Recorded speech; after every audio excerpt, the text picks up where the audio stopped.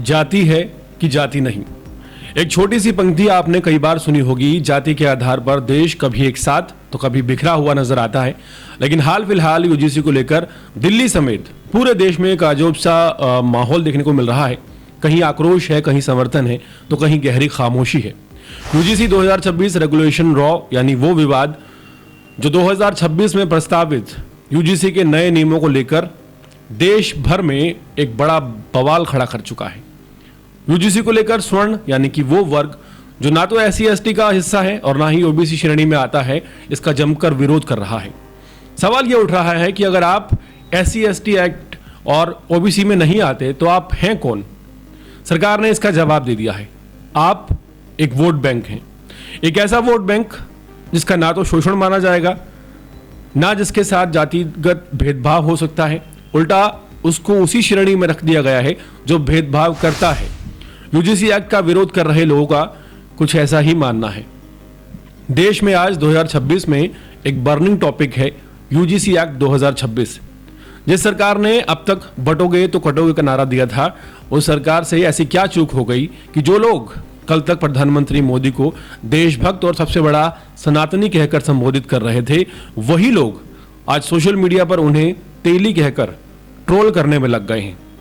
पूरे मामले में एक तरफ दलित राजनीति करने वाले नेता हैं जो इसके समर्थन में खड़े हो गए हैं और ये बयान दे रहे हैं कि अगर यह आदेश वापस लिया गया तो सड़कों पर उतर आएंगे। दूसरी तरफ विपक्ष है, खासकर कांग्रेस, जो राजनीति करने में पीछे नहीं हट रही, और तीसरी तरफ सरकार है जो अब तक खामोश है, चुप्पी साधे हुए है।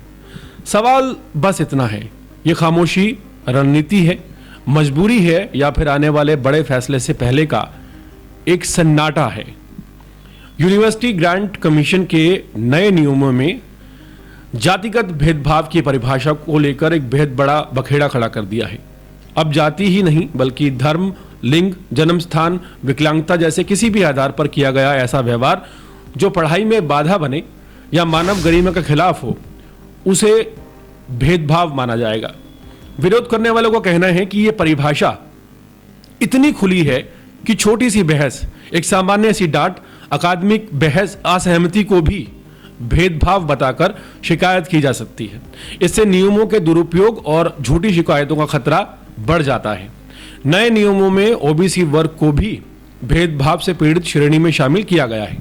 स्वर्ण छात्रों का कहना है कि ओबीसी को पहले से आरक्षण का लाभ मिलता है, अब वे भेदभाव की शिकायत भी कर सकेंगे। लेकिन अगर स्वर्ण छात्रों के साथ भेदभाव हो तो उसके लिए कोई स्पष्ट व्यवस्था नहीं है। यही वजह है कि इन नियमों को एक तरफा और सवर्णों के खिलाफ माना जा रहा है, जिससे कैंपसेस में असंतोष बढ़ा है और प्रोटेस्ट हो रहे हैं।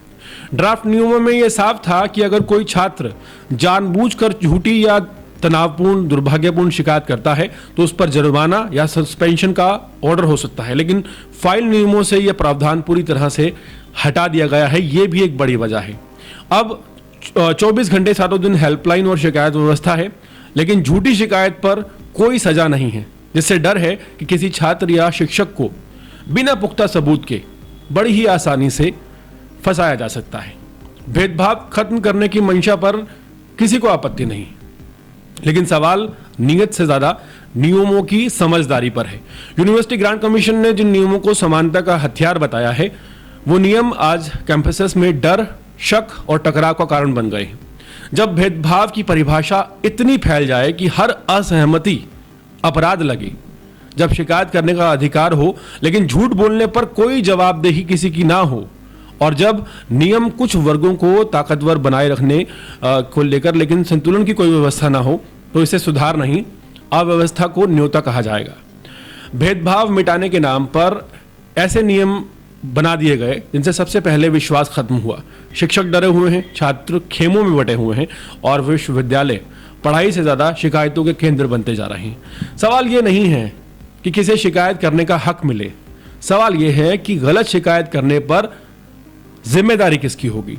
अगर हर आरोप सच मान लिया जाए और सच साबित करने की जिम्मेदारी सिर्फ आरोपी पर डाल दी जाए तो न्याय नहीं, इसे शिकार चुनने की खुली छूट कहेंगे। असल में समानता एक तलवार नहीं है, वो तराजू होती है। अगर तराजू का एक पलड़ा पहले से ही भारी कर दिया जाए तो संतुलन नहीं, वहां पर पक्षपात नजर आएगा। आज गुस्सा स्वर्ण छात्रों में दिख रहा है, कल यही असंतोष किसी और रूप में फूटेगा। नियम कानून किताबों में अच्छे लग सकते हैं, लेकिन कैंपसेस की जमीन पर अगर वो नए भेदभाव पैदा करें तो उन्हें दोबारा गढ़ने की जरूरत है, वरना इतिहास यही कहेगा कि ये सरकार भेदभाव रोकने चली थी और एक नया विवाद पैदा करके आ गई।